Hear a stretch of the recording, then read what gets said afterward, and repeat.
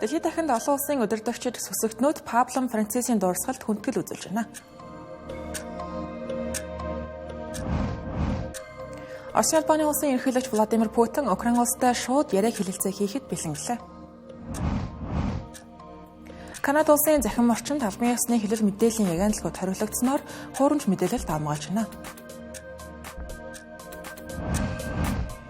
Дэлхийн эдийн засгийн чуулганы үүсгэн байгуулагч Клаус Шваб болон удирдах зөвлөлийн даргын албан тушаалаас огцорсон байна.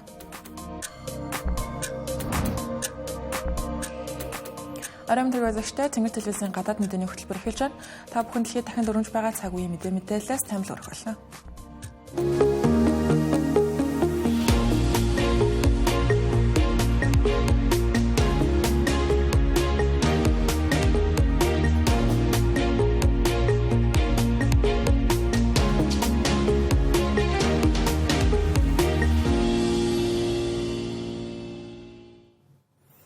Яг одоо дэлхийд дахин Ромын католик сүмийн тэргүүн Папа Францисийн гигant дурсгалд хүндэтгэл үзүүлж байна. Даваа гарагт буюу өчигдөр 88 наснда таалалд өгсөн Папа Францис нь цагаачид нийгмийн эмзэг бүлгийнхэн үндэсний цөөнхүүдийн төлөө тууштай дуу хоолой болж католик шашныг илүү нээлттэй энэрэнгүй болгохын төлөө ажилласан нэгэн байсан юм а. Түүний сургаал үлдээсэн өвн дэлхийд дахиндах католик шашны ирээдүйн чиглэлийг тодорхойлоход чухал нөлөө үзүүлдэг нь бол мэдээж. Олон өндөгний баярын өдөр Папа Францис гигэн Петрийн талбайд тэрэгэнцэртэй гарч иргэн сүсэгтнүүдэд хэрүүл хайрласан түүний хамгийн сүүлчийн удаа олон нийтийн өмнө гарсан явдал байсан.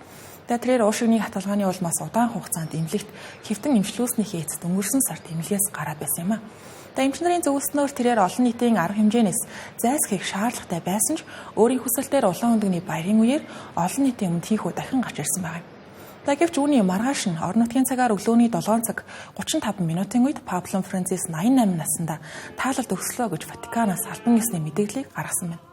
Кардинал Кевин Фарреллийн мэдээлснээр түүнийг дахны цус харуултаас үүдэн комонд орж зүрхний үйл ажиллагаанд зогссон нас барах шалтгаан нь болсон гэлээ.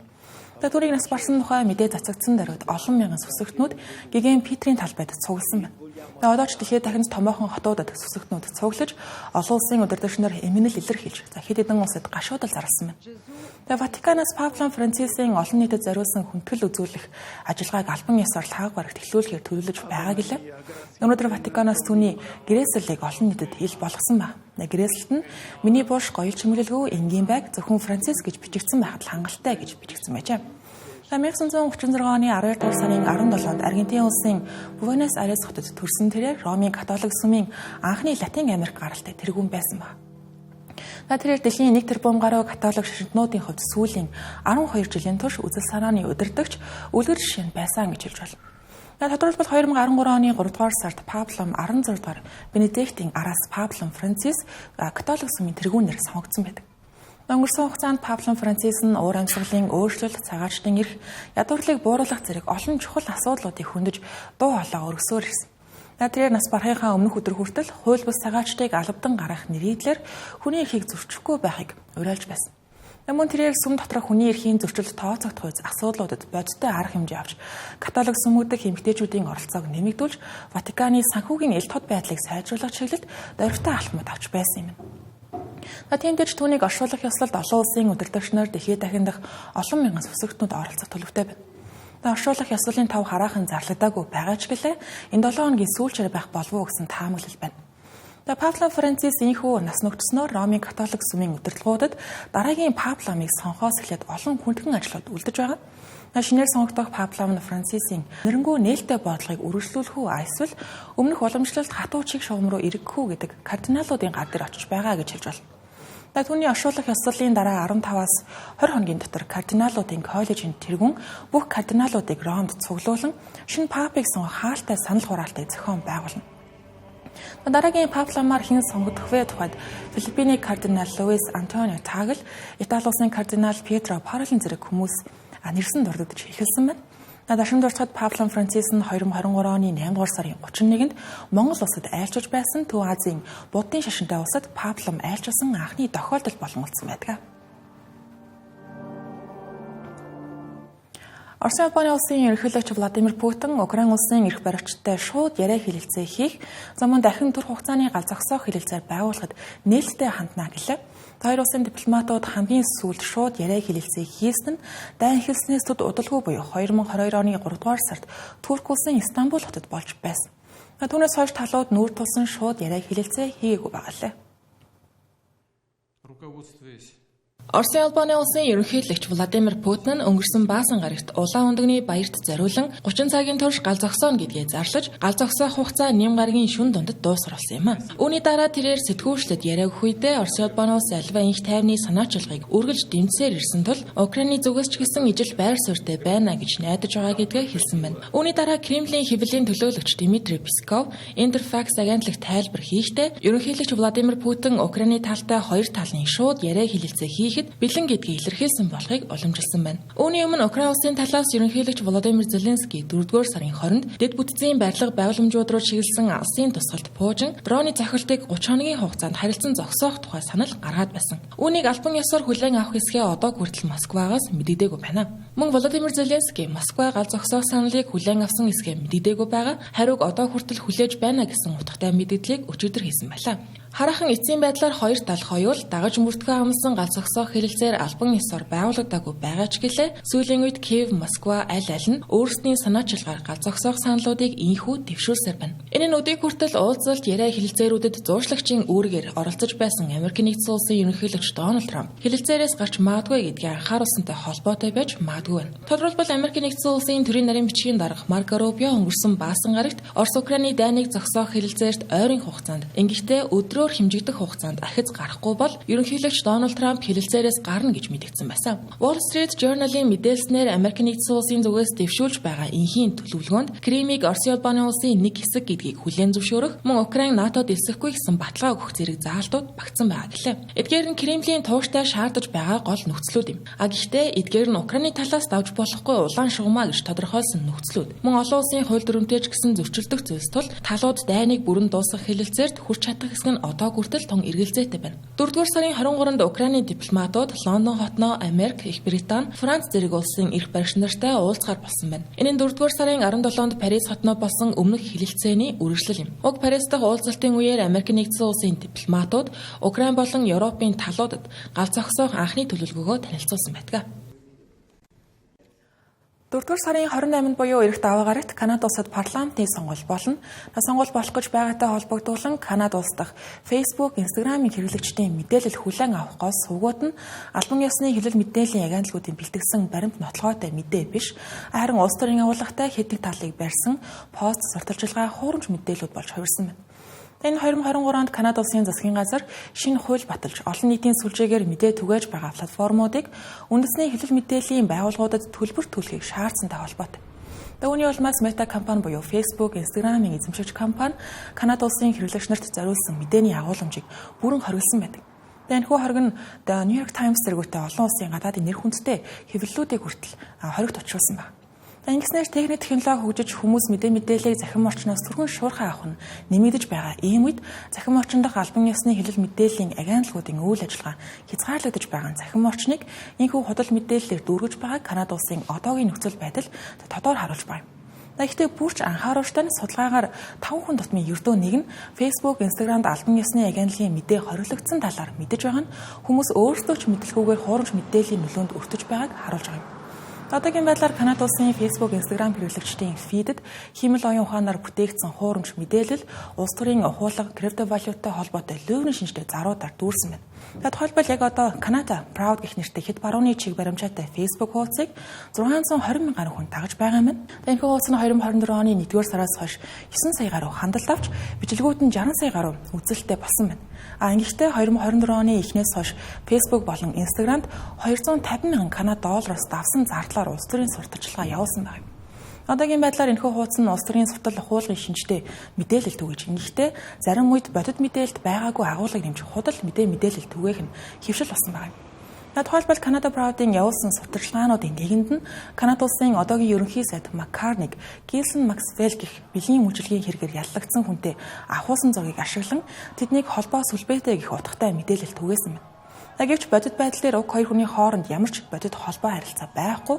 Зовг зургамж дээр олон жилийн өмнөх олон нийтийн арга хэмжээний үеэр нэг л удаа уулзахад авахуулсан зураг байсан юм.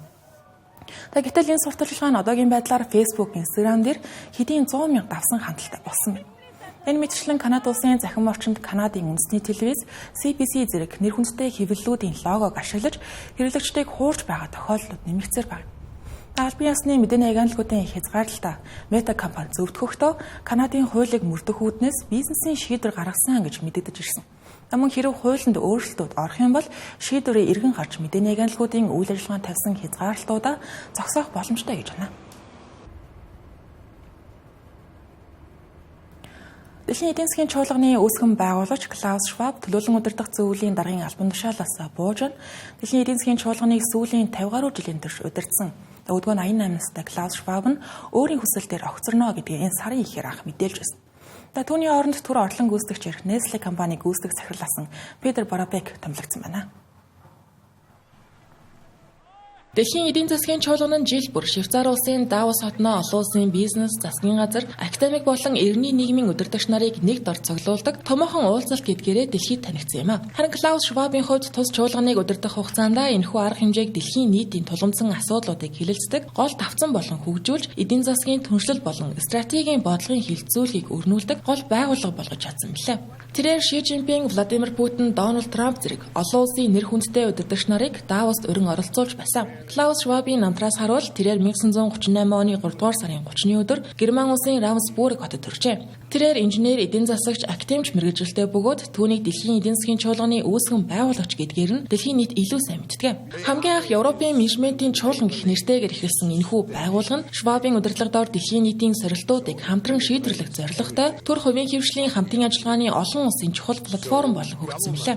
Түүний ажил карьер тохиосон онцлог үйл явдлуудаас харвал 1971 онд дэлхийн эдийн засгийн чуулганыг үүсгэн байгуулсан. 1998 онд бизнес эрхлэгчдийг дэмжих зорилготой Швабын санг эхнэр Хилдэгийн хамт үүсгэн байгуулсан юм. Мөн 2004 онд Дан Давид шагналын сангаас залуу удирдагчдын форумыг эхлүүлж байжээ. Уг форум нь 30-аас 40 насны манлайлагчдыг хөгжүүлэх, олон нийтэд таниулах, community үүсгэх зорилготой форум юм. Үүнийхээ дараа тэрээр 2011 онд 20-аас 30 насны залуу манлайлагч нарыг дэмжих Global Shapers хөтөлбөрийг байгуулсан байдаг. Уг хөтөлбөр нь өдгөө дэлхийд даяар 450 гаруй хотыг хамарсан сүлжээ болон өргөжжээ. Шваб Женевийн их сургуульд 30 гаруй жилийн турш бизнесийн бодлогын чиглэлээр багшилсан нэгэн. Тэрээр инженер болон эдийн засгийн чиглэлээр докторийн зэрэг хамгаалж Харвардын их сургуулиас төрийн удирдлагын магистр цолыг хүртсэн. 2016 онд дөрөв дэх аж үйлдвэрийн хувьсгал нэртэй номоо хэвлүүлсэн нь шинэ технологийн нийгэм үйлдвэрлэлд үзүүлэх нөлөөг тайлбарласан чухал бүтээл болон үлдсэн байдаг. Дэлхийн олон улсын орон Швабын буйны үлс нийгмийн сайн сайхны төлөө хувь нэмрийг өндрөөр үнэлдэг. Тэрээр 12 гаруй их дээд сургуулиас хүндэт докторийн цол хүртэж Гuggenheim-ийн хүмүүлийн шагнал,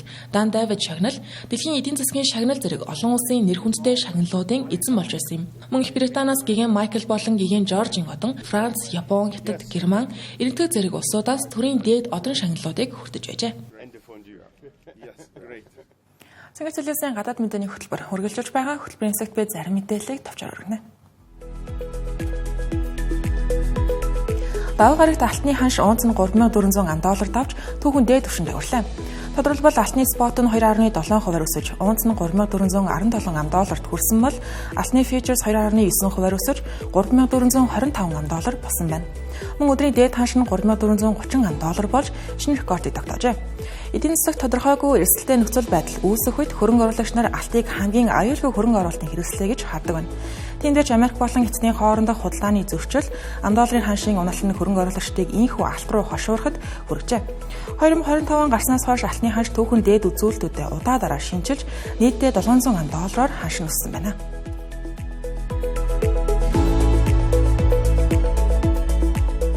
Энтэг улсын ерөнхий сайд Нарендра Моди, Америк нэгдсэн улсын дэд ерөнхийлөгч JD Vance нар Дели хотноо уулзалт хийж худалдааны хэлэлцээг урагшлуулах хандлт өглөө. Уулзалтын дараа Нарендра Моди худалдаа, технологи, батлан хамгаалах, эрчим хүчний салбаруудад хамтын ажиллагаагаа бэхжүүлнэ гэж уулзалтын дараа мэдгдсэн байна. Энэхүү айлчлалаар Америк нэгдсэн улсын ерөнхийлөгч Дональд Трамп тариф нэмэх шийдвэрээ 90 хоногоор хойшлуулсантай холбоотойгоор улс орнуудтай худалдааны ашигтай яриа хэлэлцээр хийхэд нээлттэй гэдгээ харуулсан хэрэг болж байна.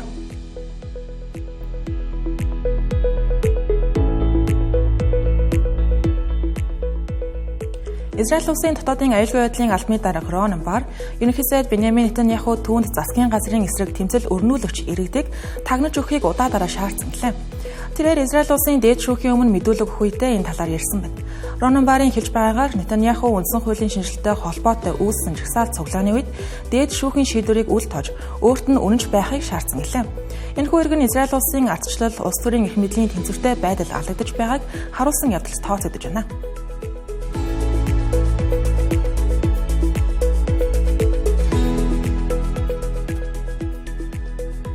Америк нэгдсэн улсын шүүх 2024 онд Google компаниг онлайн хайлтын зах зээлд хууль бусаар монопол үүсгэсэн гэж хэвдэрсэн. Харин одоо шүүгч Амид Мехта хэрхэн энэ монопол байдлыг арилгах талаар шийдвэр гаргах гэж байна.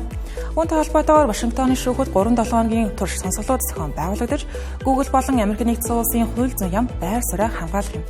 Хууль зүйн яамны зүгээс Google компаниг Chrome хөтжөө зарахыг шаардсанаар компани хайлтын системийн зах зээлд үүсгэсэн хууль бус монополчлалыг дасан зогсооно гэж үзэж байна. Нөгөө талд Google компани зөвхөн өөрийн хайлтыг бусад төхөөрөмжтөр байрлуулах давуу байдлаа бага зэрэг хязгаарлуулахыг санал болгосон гэлээ.